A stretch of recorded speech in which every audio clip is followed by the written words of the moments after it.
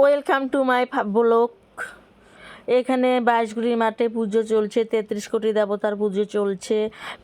আজকে এখানে আগে কখনো পুজো হয়নি, আগে শুধু মাটির ঢিপি দেওয়া ছিল। তো এখন ছেলেপেলেগুলো মিলে সবাই প্ল্যান করে এখন পুজোর আয়োজন করেছে, এবছর প্রথম। তো দেখুন এখানে জোড়া কালীমা আছে, আবার জোড়া মাসান বাবাও আছে, এখানে পীর বাবাও আছে, আর এখানে জোড়া কালীমা আছে। সত্যি কথা বলতে এখানে এই দুটো মা কালীকে আমি চিনতে পারছি না, কি একটা নাকি শ্যামা কালী, একটা নাকি একটা হয়তো শ্মশান কালী হবে। তো আর এদিকে অনেক অনেক ঠাকুর আছে যাদেরকে আমি কখনো নামও শুনিনি। কি বলে পাতাল দেবতা, এই যে এই সাদাটা হচ্ছে পাতাল দেবতা।